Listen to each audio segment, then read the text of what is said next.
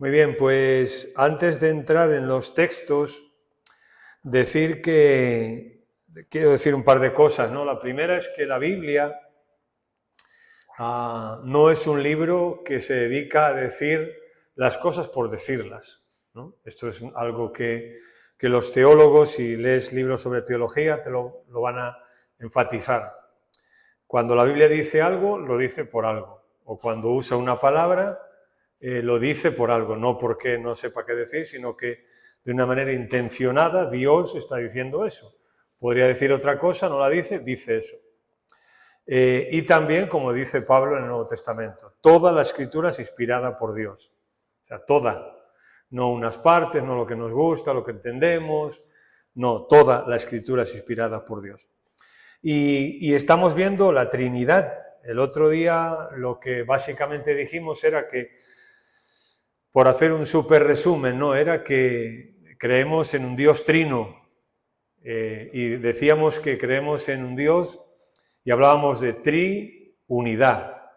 O sea, la Trinidad es una palabra compuesta de tres, unidad. Y decíamos que Dios era un ser, tres personas. Una esencia sola, tres personas. Totalmente iguales. Dios el Padre, Dios el Hijo, Dios el Espíritu Santo, iguales, exactamente iguales. 100% Dios, los tres. Y veíamos, bueno, pues algunas herejías, veíamos muy de paso, por cierto, pero veíamos algunas herejías, otras que fue un fallo de cálculo, digamos, y pues poco a poco se fue puliendo en la historia esta idea. Más o menos, ¿no? Fue lo que dijimos así a grandes rasgos el otro día. Y dijimos que lo que íbamos a ver hoy eran los textos sobre la Trinidad en el Antiguo Testamento. Y cómo no, pues vamos a Génesis 1:1. Génesis 1:1. Decíamos que Tertuliano, el padre de la Iglesia, fue el primero en hablarnos de la Trinidad, pero la palabra Trinidad no está en la Biblia. La palabra Trinidad no está en la Biblia. Pero al mismo tiempo sí es verdad que es una definición muy buena de lo que vamos a ver hoy, que la Biblia nos presenta sobre Dios. Génesis 1:1. Realmente nosotros deberíamos de leer este texto así. Así es como está la sintaxis del texto, o sea, el orden de las palabras en el texto original está como yo os lo voy a leer ahora. Dios en el principio creó los cielos y la tierra. Solo que en castellano lo hemos escrito de otra manera. En el principio Dios. Pero el texto hebreo, la primera palabra que aparece es Dios en la Biblia. La primera que aparece. Bien. Génesis 1:1. La palabra Dios aquí, cuando dice en el principio Dios, es el término hebreo Elohim. Es uno de los nombres que en el Antiguo Testamento se usan para Dios, Elohim. Y queremos hablar un poco de este texto. Es un nombre masculino terminado en el sufijo plural im. O sea, aunque es un nombre, lleva un sufijo plural al final. De ahí que algunos traducen dioses, pero está mal traducido. La verdadera traducción es Dios. Solo que el sufijo sí se expresa en plural. Bien, así que de eso que podemos sacar, que Elohim presenta a un Dios singular al que se expresa como una pluralidad. ¿Vale? Un Dios singular, o sea, un Dios que se expresa a través de una pluralidad.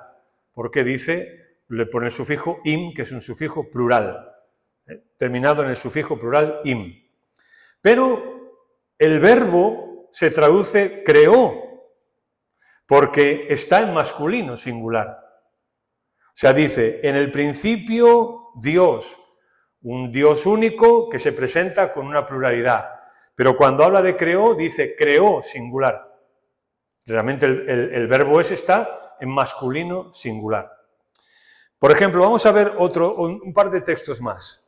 Génesis 1:26 dice allí, cuando Dios decide hacer al hombre, dice, entonces dijo Dios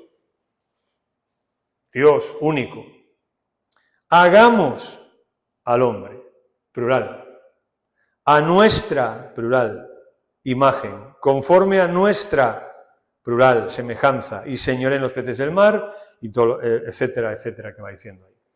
Génesis 11:7, en Babel, cuando Dios decide intervenir, Génesis 11:7, cuando Dios decide intervenir allí en la Torre de Babel, dice, ahora pues, descendamos, plural, y confundamos allí su lengua, para que ninguno entienda el habla de su compañero.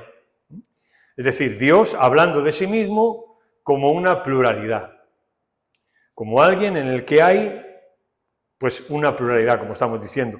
¿Qué pasa? Ahora, cuando llegamos al Nuevo Testamento, nosotros, como lo que dijimos el otro día, es una revelación progresiva, y ya cuando llegamos al Nuevo Testamento podemos entender que ese plural es coherente. ¿Por qué? Porque tenemos una Trinidad. Dios es un Dios trino, Dios Padre, Dios Hijo, Dios Espíritu Santo.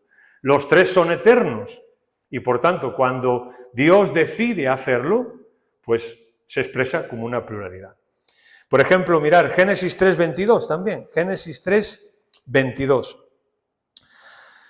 Génesis 3:22 dice, y dijo Jehová Dios, ya cuando el hombre peca, y dijo Jehová Dios, singular, he aquí el hombre es como uno de nosotros, sabiendo el bien y el mal, etcétera, etcétera. Bien. ¿Qué nos dicen algunos teólogos que tenemos aquí? Bueno, pues la comunión que las tres personas de la Trinidad han tenido desde siempre, desde la eternidad. Y cuando vemos que Dios está creando al hombre y está haciendo una serie de cosas, esa comunión y esa pluralidad que había en Dios se manifiesta de una forma natural, sin explicarla, sin decirme nada si yo lo voy a entender o cuidado con esto que no sé qué, no, se explica y se dice de una forma tan natural como así, como hagamos al hombre, no nos explica nada, pues porque no hay nada que explicar. Así que Dios se muestra como uno. Pero ahora vamos a ver la palabra que se usa para referirse a Dios en este sentido. ¿Sí? Vamos a Deuteronomio capítulo 6. Ahí está lo que nosotros conocemos como el Shema de Israel, ¿no? El Shema, que es en el capítulo 6 de Deuteronomio, y el versículo 4, ya lo hemos explicado muchas veces, ¿no? Ese verbo oye, en hebreo es el verbo Shema. Esto es lo que ponen los dinteles de las puertas, los judíos, en la menorá, casita que ponen, esto es lo que ahí, y lo tocan todos los días y lo recitan. Oye Israel, Jehová, nuestro Dios, Jehová, uno es. Bien, el texto cuando habla de Jehová, cuando dice, oye Israel, Jehová, nuestro Dios, si veis hay dos palabras para Dios ahí, Jehová y Dios, ¿lo veis? Bien, el texto lo que nos dice es, oye pues Israel, Jehová es nuestro Elohim. Jehová es el nombre de Dios, es nuestro Elohim. Y ahora nos dice, Jehová uno es. Y claro, aparentemente puede parecer una contradicción, porque si dice que es uno, ¿cómo es que dice que Jehová nuestro Elohim? Bien, vamos a explicar esto. Cuando dice Jehová uno es, no significa, o sea, el texto hebreo no usa un uno singular, sino un uno colectivo. A ver si podemos explicar esto. Vamos a explicar con algunos textos de la Escritura y lo vais a entender. O sea, no es uno singular, uno, sino uno colectivo. Y el verbo y la palabra hebrea es edja. Bien, por ejemplo, en Génesis 2:24 dice que el hombre y la mujer se unirán y serán una sola carne. Y cuando dice una sola, la palabra una es también edja. ¿De qué está hablando allí? De marido y mujer, como un colectivo. Son uno, pero son dos. ¿Vale? O sea, es uno, pero es un uno colectivo formado por dos. ¿Me seguís? Ok. Génesis 11:6, por ejemplo, allí se dice, he aquí que el pueblo es uno. Allí cuando se unen en Babel y todo esto, ¿no? He aquí, el pueblo es uno, y la palabra hebrea es edja. Es uno, todos ellos son llamados uno. O sea, hay un pueblo que está formado por, no sé, 1 millón de personas, pongamos. Bueno, pues a ese pueblo se le llama es uno, pero es un uno colectivo. Es un pueblo, es verdad que es un pueblo solo, no son varios pueblos, es uno solo, pero está formado, por ejemplo, España es una nación. Bueno, le queda poco, pero de momento somos una nación. Somos una nación compuesta por ¿cuántos? 45 millones de individuos. Pero como ente político somos una nación. No somos 45 naciones, somos una formado por 45 millones. Por ejemplo, en Números 13:23 dice, cuando allí van a buscar y traen las uvas y tal, dice, un racimo de uvas. También usa la misma palabra, edja. Es decir, muchas uvas, pero un solo racimo. Muchas uvas, pero un solo racimo. Por ejemplo, primero de Samuel habla de un escuadrón, y también usa la palabra edja, un escuadrón. Y también, por ir rápido, Crónicas 17:21 también habla de que Israel es una nación. Así que cuando Deuteronomio 6 nos habla, dice, Jehová nuestro Elohim es una unidad, formado por 3 personas, como ya sabemos con lo que dijimos el otro día. Es decir, no adoramos a 3 dioses, sino a un solo Dios, que es un Dios trino. No es tan difícil, ¿no?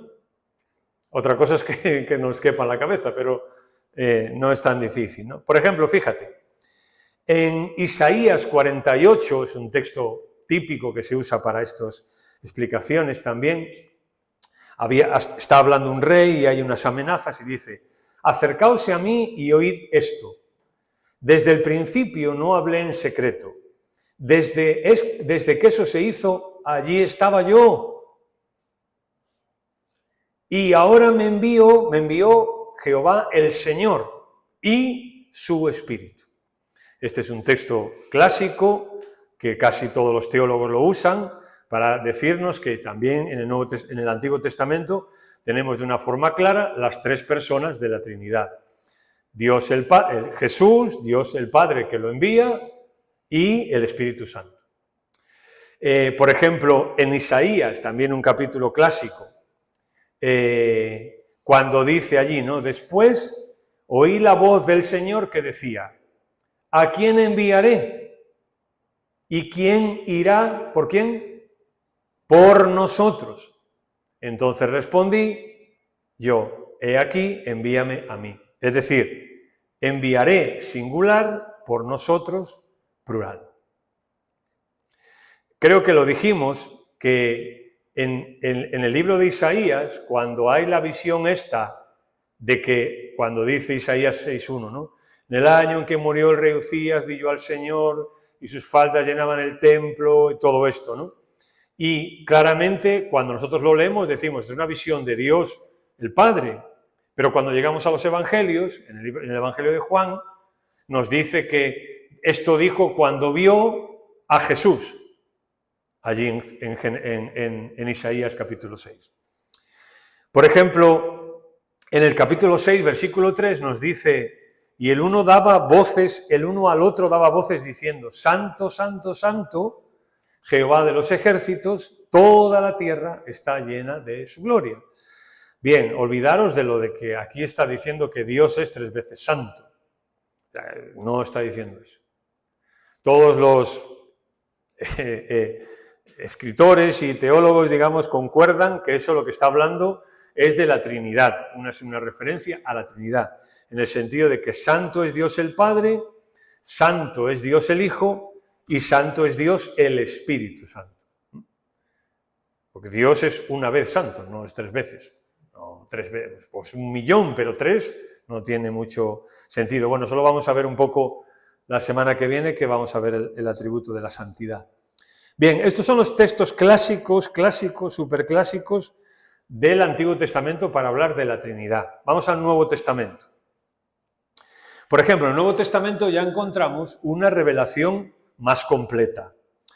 ¿Por qué? Pues porque Jesús está en la tierra y podemos ver la diferencia de la persona de Jesús, de la segunda persona de la Trinidad. El Espíritu Santo lo vemos obrando más y también se puede ver mucho más claro, etc. Pero eso lo vamos a ver ahora. En el Nuevo Testamento el Espíritu Santo, por ejemplo, de una forma muy diferenciada es quien mora de forma permanente en la Iglesia, en un sentido, ¿no? Que lo vamos a ver. Así que en el Nuevo Testamento las tres personas de la Trinidad se perfilan con mucha más claridad para nuestro entendimiento. Por ejemplo, este texto, Juan 1:1. En el principio era el Verbo, y el Verbo era con Dios, y el Verbo era Dios. Bien, aquí como sabéis vosotros, hay algunas traducciones malintencionadas que, mintiendo, traducen este texto mal. Se traduce como en el principio era el Verbo y el Verbo era un Dios. No, eso no está para nada en el texto griego, en ninguno de los manuscritos y de los documentos que tenemos no está en ningún sitio. Bueno, ¿qué significa esto? En el principio era el Verbo y el Verbo era con Dios y el Verbo era Dios. Por ejemplo, cuando quiera que el principio fuese o al principio que se esté refiriendo aquí, ya estaban Dios el Padre y Dios el Hijo. Ya estaban los dos. En el principio, tal vez antes de la creación del mundo, antes de que el mundo y los seres humanos y todo lo que nosotros conocemos, antes de todo eso, Dios ya estaba y el Verbo estaba. Los dos estaban. La preposición que dice el texto, y el Verbo era con Dios, en griego es la preposición pros, y viene, o sea, indica hacia, y viene su raíz es pro, que significa frente a, delante de o ante alguien. Así que lo que está diciendo el texto realmente, si lo tomamos de una forma literal, es que cuando Dios estaba en el principio, el Verbo estaba enfrente a él. Y cuando tú tienes a alguien enfrente, bueno, si tienes a tu mujer enfrente, ten cuidado, pero no es el caso. Si tienes a alguien enfrente, la idea es que es alguien con el que tú vas a establecer, ¿no?, una comunicación, una conversación, una relación con esa persona. Y esa es la idea que muestra el griego, ¿no? Que está Dios y está el Verbo con él. Están en comunicación los dos, estas dos personas. No está diciendo en ningún momento aquí que son manifestaciones, ni fuerzas, ni nada que se le parezca, ¿no? Son dos personas. Y el Verbo, en el Nuevo Testamento, se identifica con quién claramente. ¿Quién es el Verbo? Es Jesús, exactamente, es Jesús.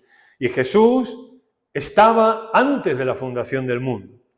Tenemos que decir, ¿no?, aquí que algunos confunden, porque, por ejemplo, ahora en Navidad lo vamos a tener, cuando ponen Dios ha nacido. No, Dios no nació. Isaías nos dice, porque un niño nos es nacido, un hijo nos es dado. O sea, Jesús como la segunda persona de la Trinidad no nació. Ya era antes del principio. Estaba con Dios, frente a Dios. Lo que pasa es que Él se encarna, el misterio de la encarnación. Él se encarna y se hace un hombre.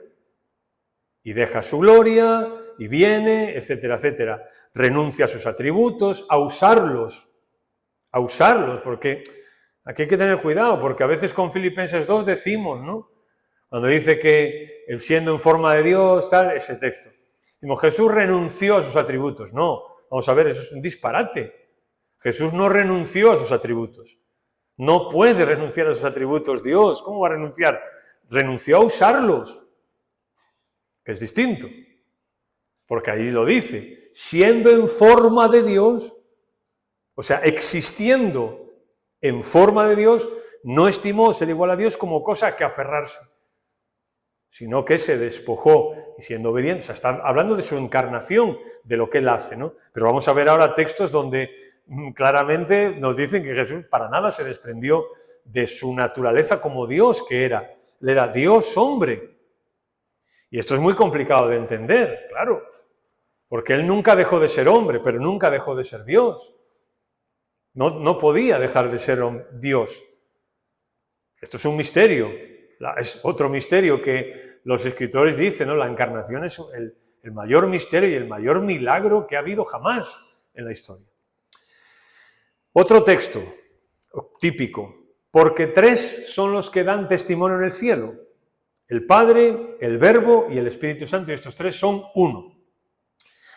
Aquí vais a escuchar, si le mencionáis este texto a alguien, os van a decir que este texto no está en los manuscritos originales. No sé si lo habéis oído hablar, pero se dice. Eso es mentira. Eso es mentira. Mentira. No está en algunas de las familias de los manuscritos, pero está en familias muy importantes de los manuscritos este texto. Por eso se ha puesto y por eso se sigue poniendo. Todas las versiones lo siguen poniendo, porque es completamente fiable. Pero ponle que se lo dejamos para ellos. Si tú quitas 1 Juan 1:5, ¿qué pasa? ¿Ya no puedes demostrar la Trinidad en la Biblia? Igual, la vas a demostrar igual. O sea, por un versículo, la vas a demostrar igual. O sea, que en eso no hay fallo. Bien, vamos a ver. 1 Juan 5:7. Primero, no se refiere a 3 dioses, sino a 3 personas que dan testimonio de un solo Dios. Vamos a ver, la forma que se expresa gramaticalmente está claro, ¿no? Porque 3 son los que dan testimonio. No está hablando de cosas de manifestaciones o de... ¿no? Claramente el texto implica que son personas. 3 son los que dan testimonio en el cielo. El Padre, el Verbo y el Espíritu Santo. Bien. Son 3 que dan testimonio de un solo Dios. No dice, estos 3 hacen uno. Tampoco dice, estos 3 forman uno. Sino que dice, estos 3 son uno. 3 plural, son uno singular. O sea, lo que estamos diciendo todo el rato desde la semana pasada. Un ser, 3 personas. El Dios trino. La triunidad o la trinidad. Estos 3 llevan la idea clara de que son personas, como dije, y no manifestaciones. Ahora, mirad, si tomamos el Nuevo Testamento, el Padre es Dios. Os voy a leer un texto. El Nuevo Testamento afirma que Dios el Padre es Dios verdadero como la primera persona de la Trinidad. Romanos 15:6 dice allí, para que unánimes a una voz glorifiquéis al Dios y Padre de nuestro Señor Jesucristo. O sea, Dios, el Padre es Dios, el Dios y Padre. ¿Sí? Okay. El Hijo también es Dios. Jesús reivindica ser el yo soy y nos lleva al Antiguo Testamento, al nombre mismo de Dios. Y cuando dijo yo soy, no lo dijo por decirlo. Y claramente los judíos, los intérpretes de la ley, se enteraron muy bien de lo que estaba diciendo Jesús. Porque luego cuando lo van a arrestar y lo van a matar, él dice, ¿por cuál de las obras me vais a matar o a arrestar o lo que sea? ¿Y qué contestan ellos a Jesús? ¿Recordáis alguno? No te matamos por ninguna obra que tú has hecho, sino porque siendo un hombre te haces Dios. Y el contexto de eso es cuando él dice, yo soy el pan de vida, yo soy la luz del mundo. O sea, entendieron claramente ellos que Jesús estaba tomándose atribuciones divinas. Tú eres un hombre y te haces Dios. Y de ahí de esa blasfemia se agarraron. Por ejemplo, Mateo 1:3 nos dice que Jesús es Dios con nosotros. Emmanuel. Dios con nosotros.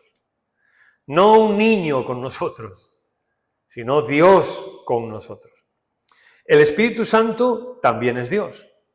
Por ejemplo, Hechos 5 afirma que mentir al Espíritu Santo es mentirle a Dios. Cuando Ananías y Safira venden lo que tienen y dan una parte y se quedan con otra, toda la historia esa. Bien, pues ahí dice, ¿no? Dice, porque no has mentido a los hombres, sino a Dios. Y el contexto es, no has mentido al Espíritu Santo, no has mentido a los hombres, sino a Dios. O sea que el Espíritu Santo también se nos presenta como Dios. Y hay un texto, si lo queréis ver, anotarlo y lo veis también. Efesios 2:22 habla de lo mismo, pero queremos avanzar. Bien, vamos a hablar una cosa ahora. Los atributos de Dios en la Trinidad. Vamos a ver cómo el Nuevo Testamento califica a Dios con ciertos atributos, ¿no? Y vamos a ver cómo lo atribuye tanto a Dios el Padre, como a Dios el Hijo, como a Dios el Espíritu Santo.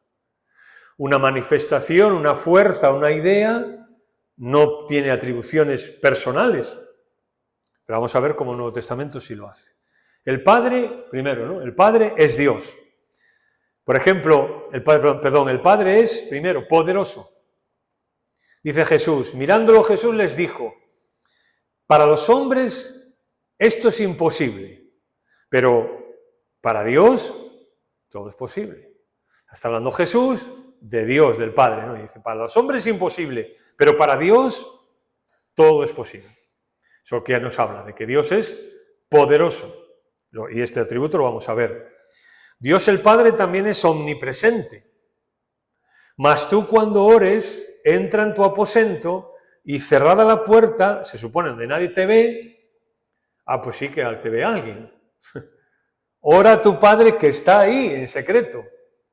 Y tu Padre que te ve ahí en lo secreto, te recompensará en público. O sea, Él es omnipresente. Él está en todos los lugares. Así que tú te puedes meter en una habitación, cerrarte ahí con llave, donde no te ve nadie, pero Dios sí está ahí.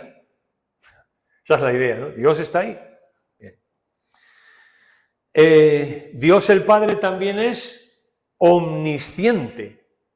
Entonces les dijo, vosotros sois los que os justificáis a vosotros mismos delante de los hombres, pero Dios conoce vuestros corazones, porque lo que los hombres tienen por sublime, delante de Dios es abominación. Pero quiero enfatizar esto, ¿no? Dios conoce vuestros corazones. Es decir, Él es omnisciente. Él conoce nuestro corazón. El corazón de la persona es lo más íntimo. De hecho, la Biblia, en el Antiguo Testamento sobre todo, el término hebreo leb, que es el término corazón, apunta a la misma sala de máquinas del ser humano, ¿no? Digamos. O sea, lo más interior, ahí donde todo se carbura, ¿no? Ahí está, ¿no? Está el corazón ahí. Por eso Jesús dice, ¿no? El problema no es lo que entra, el problema es lo que sale, porque ahí es donde se carbura todo. Pues ahí mismo donde en el interior del motor más escondido, Dios está y Dios lo sabe. Bien, por ejemplo, Dios el Hijo. Vamos a los atributos algunos atributos que el Nuevo Testamento nos hablan de Dios el Hijo. Es eterno. Juan 1:1. En el principio era el Verbo. O sea, ya era. Y el Verbo ya era con Dios. Y el Verbo era Dios. En el principio Dios ya estaba. O sea, el Verbo Jesús, la segunda persona de la Trinidad, Dios el Hijo, ya estaba. Por tanto, es eterno. Jesús también manifestó su omnisciencia en muchos momentos. Lo que dijimos antes, ¿no? Le dijo Natanael, ¿de dónde me conoces? Natanael flipado, asombrado, ¿no? ¿De dónde me conoces? Y Jesús le dijo, antes que Felipe te llamara, cuando estabas debajo de la higuera, te vi. Y el Felipe quedó, claro, pues imagínate, ¿no? ¿A cómo sabe que yo estaba allí debajo de la higuera? porque Él es omnisciente. Y era el Hijo de Dios, la segunda persona de la Trinidad. Dios Hijo. El Hijo es inmutable también. Aquella frase tan bonita de Hebreos. Jesucristo es el mismo ayer, hoy y por los siglos. Eso quiere decir que es inmutable. No cambia. Mirad, yo estoy ahí, dale que te pego a todo esto, y una de las cosas que más me está sorprendiendo es esto. Y una de las cosas que más bien me está haciendo es esto. Dios es inmutable. Dios no cambia. Afortunadamente. Porque cuando lo ves así, a nivel general, dices, ¡buah, qué pasada!, ¿no? Pero cuando tú piensas en ti mismo, y en lo que Dios ha dicho de ti, y en lo que Dios ha hecho por ti, y el amor de Dios hacia ti, etc., y ahora piensas, Dios no cambia. Es increíble, es increíble. Él también, el Hijo de Dios, es santo, la santidad.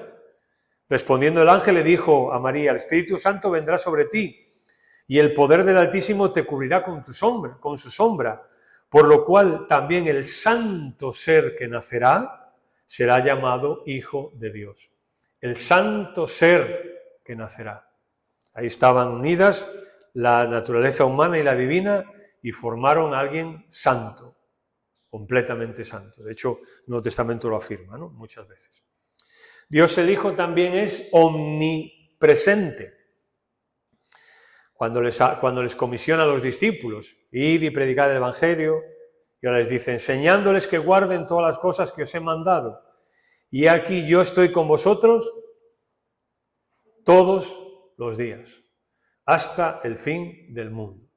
Todos los días. Es decir, Él es omnipresente. Él está presente en mi vida todos los días. Cada día de mi vida Él está presente. No se va por ahí, no se aburre, no se duerme, no se cansa, no se despista. No, Él está siempre ahí conmigo. Es omnipotente. Cuando Él calma la tempestad, dice, entonces, levantándose, reprendió a los vientos y el mar y hizo gran bonanza. Y los hombres se maravillaron diciendo, ¿qué hombre es este que aún los vientos y el mar le obedecen? O sea, veían a Jesús como un hombre, y cuando veían hacer esas cosas a Él, decían, ¿qué hombre es este? Claro, ellos estaban asimilando que Él al final era Dios, pero ellos estaban asimilando, ¿no? Y cuando Él ven a Jesús levantarse, pues imagínate que tú lo vieras, ¿no? Estás y viene el Señor, ¿no? ¡Pum! Claro, pues eso es lo que pasó, ¿no? Omnipotente. También el Espíritu Santo ahora... El Espíritu Santo es eterno, también el Espíritu Santo. Dice, ¿cuánto más la sangre, qué castigo pensáis que merecerá el que pisoteare todo eso, ¿no? ¿Cuánto más la sangre de Cristo, la cual mediante el Espíritu, ¿qué? Eterno, se ofreció a sí mismo sin mancha a Dios, limpiará vuestras conciencias de obras muertas para que sirváis al Dios vivo. De paso, aquí también tenemos las tres personas. Tenemos Cristo, tenemos el Espíritu Santo y tenemos a Dios. Tenemos a los tres. A Dios el Padre, a Dios el Hijo y a Dios el Espíritu Santo.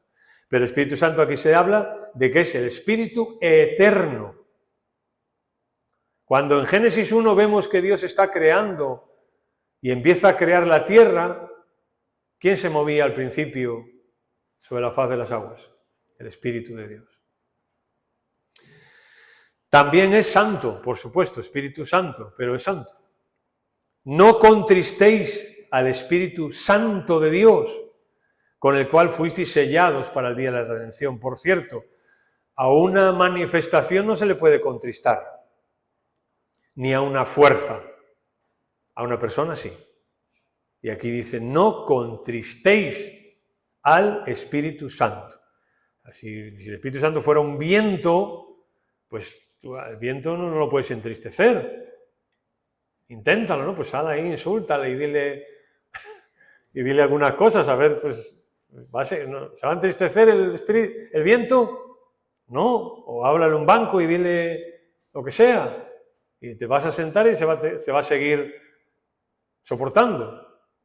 Pero a una persona no contristéis al Espíritu Santo de Dios.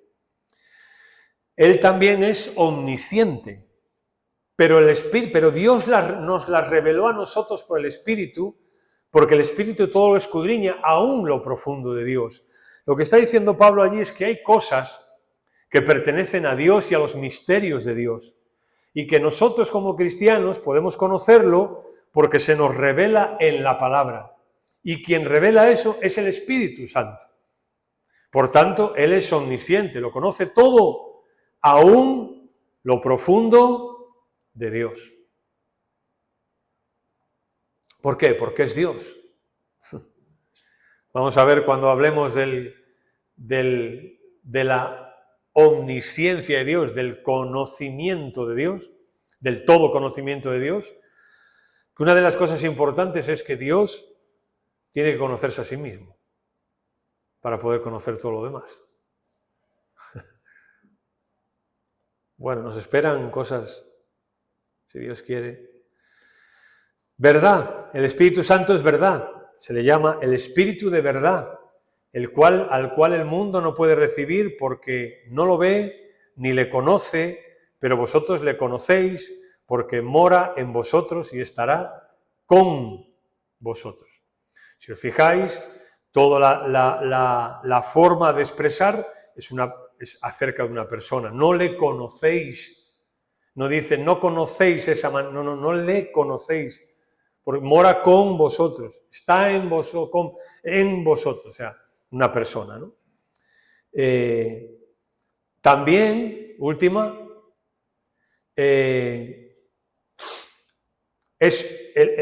otro de los atributos de que el Espíritu Santo es Dios es la gracia.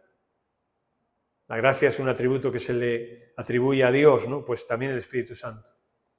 ¿Cuánto mayor castigo pensáis que merecerá el que pisoteare al Hijo de Dios y tuviere por inmunda la sangre del pacto en la cual fue santificado e hiciere afrenta al Espíritu de gracia? Así que todo lo que dijimos la semana pasada, cuando llegamos a la Biblia, vemos muchos textos que nos hablan primero de esa unidad de Dios, pero en tres personas.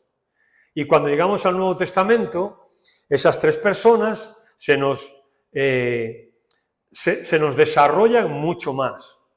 Se nos presenta claramente que hay un Dios el Padre, hay un Dios el Hijo, hay un Dios el Espíritu Santo.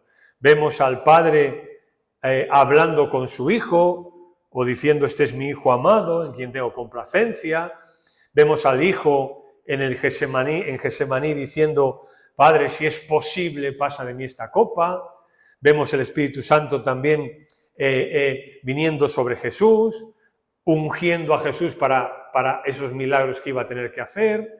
Lo vemos por todas partes, ¿no? Vemos en el Nuevo Testamento, en la Iglesia, cómo el Espíritu Santo obra, cómo el Espíritu Santo viene sobre aquellos que estaban en Jerusalén y los unge y los bautiza en el Espíritu Santo, y ahí empieza la historia de la Iglesia. Cómo el Espíritu Santo en las primeras iglesias lo vemos como obra de una manera clara, cómo también Jesús habla de que el Espíritu Santo será aquel que nos enseñe o nos guíe a toda la verdad.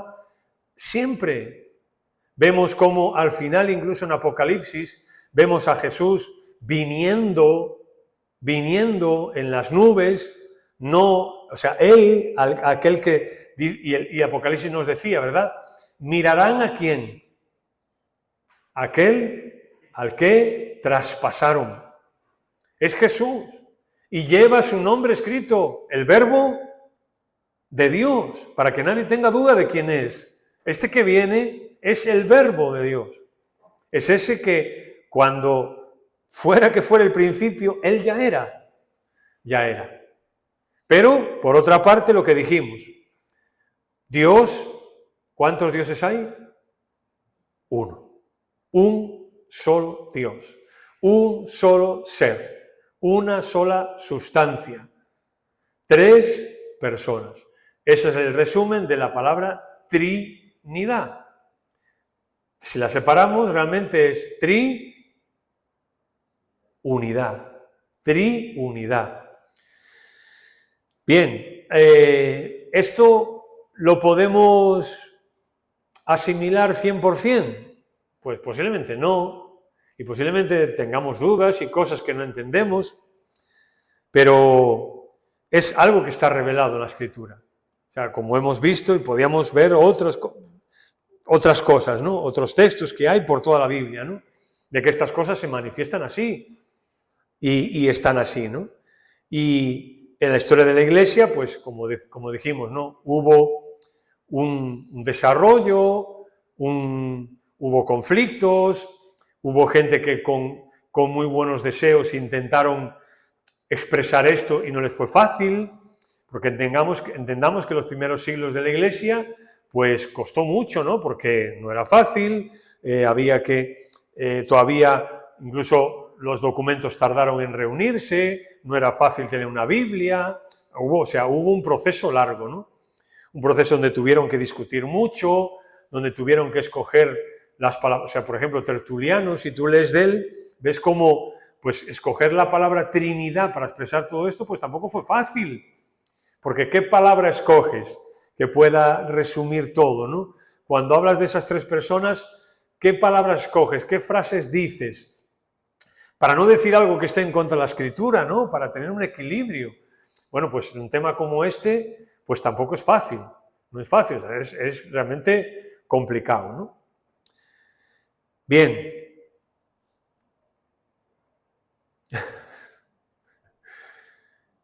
¿Alguna pregunta? Porque hoy también vais a salir antes, fíjate tú por dónde. ¿Sí?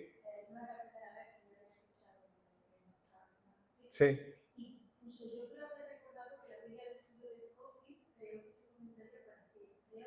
Sí, sí, puede ser que lo digas, sí, sí.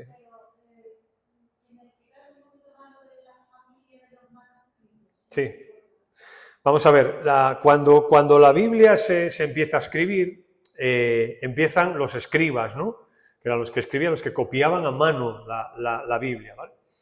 ¿Qué pasa? Pues se copiaba una copia, o sea, se hacía una copia y se mandaban, se distribuían a sitios, ¿no? Y había sitios, la bizantina, la Alejandría, el copto este que se llama, hay varios, donde en determinado lugar se empezaban a escribir y a producir manuscritos. Con el tiempo había, pues a lo mejor en una región, concentrados tal cantidad de manuscritos. Pues a eso se le decía una familia de manuscritos. Y ahora en otro sitio otra familia. Y luego ya después, cuando se empezaron cuando la Iglesia reconoció los libros que tenemos en la Biblia como inspirados por Dios, pues recurrieron a las familias de los manuscritos, ¿no? A los textos. Por ejemplo, la Reina Valera está inspirada en un texto que se llama el Textus Receptus, que es basado en una familia de manuscritos muy importantes. Y hay otras versiones, como las católicas y otras, que están basadas en otros. Esto ya creo que lo explicamos un poco, ¿no? Eso no es problema ninguno, porque se ha hecho y hoy más que nunca, o sea, hoy no, hace ya mucho tiempo, con los recursos y con todo lo que tenemos, se han cotejado todos los manuscritos y lo que tenemos en la Biblia es 100% fiable, 100%. O sea, hay errores de copia que se llaman, pero son errores porque ellos copiaban y a lo mejor a veces faltaba una línea, pero claro, tú estás copiando un tochón así, pues es fácil que tú tienes un dedo aquí, vas copiando y te salte una línea, y esos son errores que se veían que eran claramente así. O alguien que estaba copiando y ponía en Cristo, y pues tú imagínate después de 6-7 horas copiando, pues en Cristo, y como venía hablando en Cristo, a lo mejor ponían en Él en vez de en Cristo, y son esos pequeños errores, digamos, de copia que se llaman, pero 100%, o sea, fiable. Por ejemplo, por decir algo, ¿no? Cuando del libro de Isaías se dudaba mucho, sobre todo de la segunda parte del libro de Isaías, el segundo libro de Isaías que se llama. El libro de Isaías está dividido en dos. Se considera como primer libro de Isaías y segundo libro de Isaías. aunque es uno solo. Primer libro de Isaías, 1 al 39, capítulos 1 al 39, segundo libro de Isaías, 40 al 66. Se considera eso porque el segundo libro de Isaías, capítulos 40 al 66, se escribieron un poco ya para Israel cuando estaba en el exilio. Y había mucha gente que decía que ese segundo libro de Isaías no era de Isaías, que era una copia, que era un apócrifo ahí, un anónimo que había escrito, y eso no era bíblico, no sé qué. Por ejemplo, ahí están pasajes muy importantes. Isaías 53, 66, hay varios capítulos muy importantes. ¿Qué pasó? En Qumran, en el año 48 creo que fue, ¿no? 48 creo que fue el Qumran, se descubrió el libro de Isaías, una copia del libro de Isaías, súper antigua, enterita, literal. Y ya, pues ya los demás ya se empezaron a callar, ¿no? Lo que pasa que en esto hay dos escuelas que se han dedicado ahora cada vez menos, porque ahora ya ni se critica, en fin, ahora ya hemos entrado en otra pantalla. Pero en su momento había dos escuelas, que era la escuela de la crítica y la escuela de la alta crítica. La escuela de la crítica era la escuela que se dedicaba a criticar los textos, que si había contradicciones, se llama la escuela de Wellhausen, un alemán tenía que ser, pues dijo esto todo, ¿no? Y luego estaba la escuela de la alta crítica, que se dedicaba ya a demostrar que la Biblia mencionaba a este rey y no existía, que mencionaba esta ciudad y no existía. ¿Qué pasó con la escuela? Esa fue perdiendo fuelle, digamos, porque la arqueología, andando el tiempo, iba descubriendo cosas que daban razón a la Biblia. Decían, la Biblia tiene errores porque este rey no aparece. Pues ¿qué pasaba? Encontraban un manuscrito donde aparecía el rey. Es que esta ciudad no tal, entonces la Biblia está equivocada tal. ¿Qué pasaba? Empezaban a escarbar, encontraban. O sea, esto fue pasando. De hecho, hay un libro que se llama Y la Biblia tenía razón, no sé si alguno lo tenéis. Ese hombre era un hombre que estaba dedicado a la alta crítica y a la crítica. Y él se propuso demostrar que la Biblia era un cuento chino. ¿Y qué pasó? Pues que él descubrió que la Biblia tenía razón. Y este hombre se convirtió y escribió este libro, que se llama así, Y la Biblia tenía razón. Es un libro de arqueología, básicamente, ¿no? Donde él va demostrando cosas que se fueron descubriendo. Por ejemplo, yo que sé, una cosa, cuando la Biblia dice que cuando Dios mandó, los muros de Jericó se cayeron. Y eso decían que no, lo criticaban los milagros, criticaban todo. Bueno, pues yo no me acuerdo ahora el detalle exactamente, pero cuando se escarbó Jericó, se encontró que coincidía con eso, con lo que la Biblia decía, que había sido un terremoto. ¿Por qué? Porque los muros, ahora ya me pilláis, cuando hay un terremoto, los muros se caen, no sé si hacia afuera o hacia adentro, creo que es hacia adentro, ¿no? Bueno, digamos que se caen hacia adentro.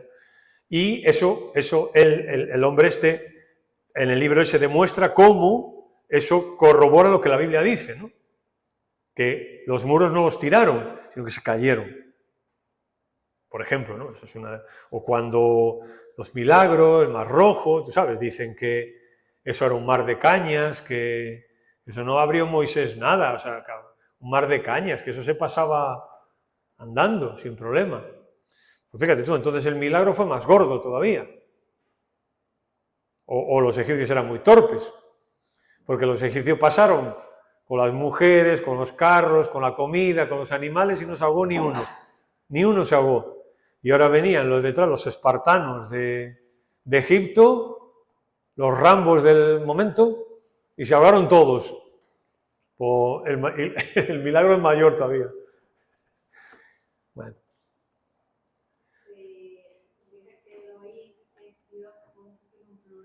¿Cómo? Si Elohim es Dios con un sufijo plural. Sí. ¿Cómo escriben dioses? ¿Cómo escriben dioses? Claro, porque como lleva el sufijo plural, lo traducen como dioses. ¿Pero dioses en hebreo? No, es Dios. Todo el mundo lo traduce como Dios, pero estas personas lo traducen así. Es decir, incluso, por ejemplo, los teólogos cuando definen, lo que pasa es que no lo quise usar, ¿no? Pero algunos teólogos cuando definen la palabra Elohim, la definen como uno en el que hay varios. O sea, es una pluralidad, pero hay algunos que como es plural, pues lo traducen dioses. Pero no, a la luz de toda la Biblia no cabe traducirlo dioses, ni mucho menos, ¿no? ¿Pero cuando la Biblia dice dioses, usa la misma palabra? No usa la misma, no usa la misma. ¿Y el artículo masculino para Dios? ¿Cómo? El artículo masculino, cuando se refiere a Dios en la Biblia, siempre es masculino, ¿no? Sí. Lo neutro es masculino. Es masculino, sí. No es femenino, dices. Ni femenino ni neutro, ¿no? Es masculino. Sí, es masculino, sí. Es masculino. O sea, singular sobre todo, también quieres decir, ¿no? Masculino singular. Eso es, sí. Sí, siempre. Y Cristo se reveló a nosotros como hombre, no como mujer. Se reveló como hombre. Sí, claro. Sí. Sí, bueno, ahí hay algunos que dicen que... Claro, es que alguna gente coge el texto de que Dios dice hagamos al hombre a nuestra imagen y semejanza, y claro, cuando dice Dios hagamos al hombre, no está diciendo hagamos a Adán como Adán, sino al ser humano. Y algunos dicen el ser humano está compuesto de hombre y de mujer. Eso es verdad. El ser humano es hombre y mujer, no es hombre y mujer. Y pues dice, como Dios fue creado a nuestra imagen, ¿no? Pues también Dios tiene una parte masculina y otra femenina, ¿no? Pero no, Dios es espíritu, no es un ser humano, Dios es espíritu. Por tanto, ya eso yo lo descarto de una forma total porque es espíritu. Igual que los ángeles también no son ni hombres ni mujeres tampoco, ¿no? O sea, no se nos dice que son hombres o mujeres, ¿no? De hecho, Jesús dijo, ¿no?, que cuando nosotros seremos como los ángeles, que no nos casaremos ni nos daremos en casamiento, y cuando Dios crea al ser humano, hombre y mujer, lo crea con una connotación y una necesidad sexual clara, ¿no? Pero eso en Dios no cabe, ¿no? Por eso, simplemente con decir que Dios es espíritu, ya está. Y así lo dice Dios, ¿no? Dios es espíritu. Bien, ¿alguien más? ¿Alguna pregunta? Bueno, pues la semana que viene, si Dios quiere, le damos a la santidad de Dios. Tema también muy bonito y apasionante. Bien, vamos a orar.